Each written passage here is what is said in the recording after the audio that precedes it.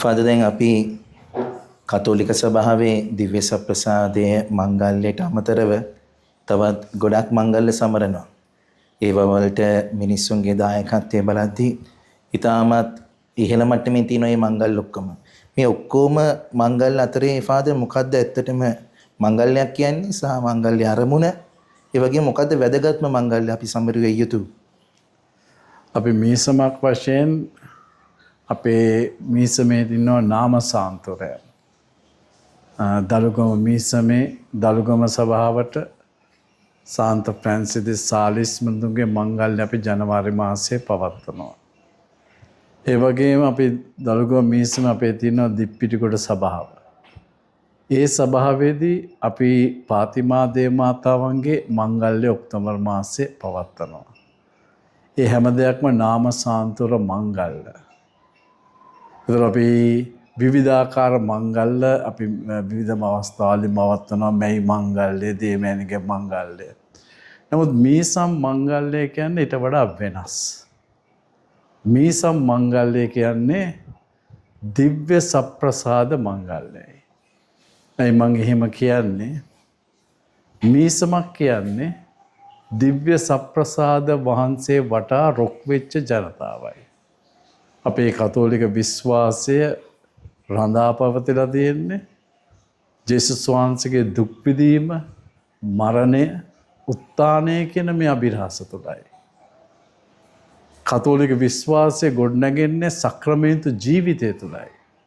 හැම සක්‍රමේන්තුවක්ම රඳා පවතින්නේ මේ පදනම් මත. ජේසුගේ දුක් විඳීම, මරණය, උත්ථානය. මේ තමයි කල්වාරියේ පිදූ ඒ යාගය. તો සංසභා මාතාව ගණනනවා. සංසභා මාතාවේ එකම යාඥාව කේන්ද්‍රස්ථානයේ දිව්‍ය සප්‍රසාදයයි. අපි ඉංග්‍රීසියෙන් කියනවා source and summit of our life is Eucharist. එතකොට මේ දිව්‍ය සප්‍රසාදය තමයි මේ ජේසුගේ දුක් විඳීම, මරණය, උත්ථානය අභිරහස අපි සිහිපත් කරන තැන. උන්වහන්සේ අපිත් එක්ක කල්පාන්තයක් දක්වා ඉන්නවයි කිව්වේ මේ දිව්‍ය සප්‍රසාදය තුලයි. එතකොට බෞතිස්ම ලැබුව අපි හැම කෙනෙක්ම ජේසුගේ ශරීරයේ අවයවයක්. ක්‍රිස්තු දෙහේ අවයවයක්. mystical body of Christ කියන්නේ ඒකයි.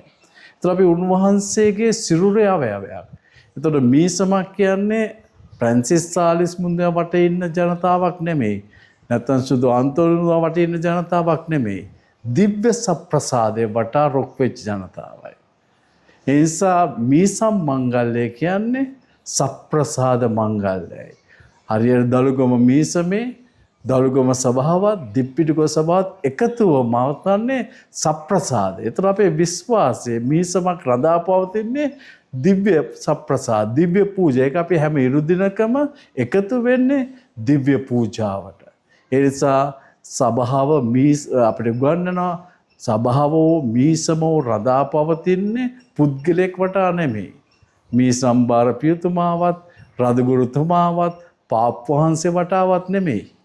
ජේසු වටා. ජේසු අපත් එක්ක ජීවමාන වෙන්නේ දිව්‍ය සප්‍රසාදේ. අන්න ඒ නිසායි සංසභා මාතා අවුරුදු 2000 ගානක් පාප්වහන්සේ දෙනවා. පාප්වහන්සේලා නැති අලුත් පාප්වහන්සේ කෙනෙක් කෙනවා. රදගුරුතුමා දෙනවා. අලුත් රදගුරුතුමෙක් කෙනවා. මීසම්බාර පියතුමා අලුත් මීසම්බාර පියතුමෙක් කෙනවා. අපි හැම කෙනෙක්ම රොක් වෙලා ඉන්නේ මේ සප්‍රසාද ජේසු වටයි. අනේ නිසායි ප්‍රේමවන්තේනි අපිට දිව්‍ය සප්‍රසාද මංගල්‍ය අපේ මීසම් මංගල්‍ය. ඒ විතරක් නෙවෙයි අපේ විශ්වාසයේ මංගල්‍ය, අපේ ඇදහිල්ලේ මංගල්‍ය, බෞතිස්ම ලැබූ අපි හැම කෙනෙක්ම ජේසුගේ අති ක්‍රිස්තු දෙහේ අවයවයක්. ඒ නිසා අපි ඔක්කොමල්ලා මේ දිව්‍ය සප්‍රසාද මංගල්‍ය තුල එකතු වෙන අපි හැම කෙනෙකුට ආරාධනා කරන්නේ අපේ ස්වාමින් වහන්සේගේ අපේ විශ්වාසයේ අපේ ඇදහිල්ල රඳා පවතින්නේ සප්‍රසාදේ වටා. ධ්‍යානයේ නිසා අපි සියලු දෙනාම එකතු වෙන්නට ඕන මේ දිව්‍ය සප්‍රසාද. මීසම තුළ නාම සාන්තුරේ ඉන්න අපේ වෙනුවෙන් මැදහත් වෙන්න. නමුත් සප්‍රසාදයේ කොමල්ලා මේ නාම සාන්තුරෙන් දේවම්මා සුද්ධවන්තයන් හැම කෙනෙක්ම එයාගේ ජීවිතයේ සුද්ධවන්තකම් ලැබුවේ මේ සප්‍රසාද මේ පාස්කු අභිරහසාරා. ඒ නිසා ඔබයි මා එකතු වෙන්නේ අන්නේ උතුම් වූ මංගල්‍ය පවත්වන්නටයි. ඒ නිසා දලුගම මීසම් වාසින් ලෙස අපි එකතු වෙනවා. ජූලි මාසයේ 19 ඒ දිව්‍ය සප්‍රසාදයේ මංගල්‍ය සමරන්නට. ඒ නිසා මීසමක් වශයෙන් එකතු වෙමු. හැම කෙනෙක්ම හැම ආත්මයක්ම ඒ විසිරිච්ච හැම කෙනෙක්ම ආරාධනා කරනවා. ඒ දිව්‍ය සප්‍රසාදයේ මංගල්‍ය තුල ඒක රාශි වෙන්නට.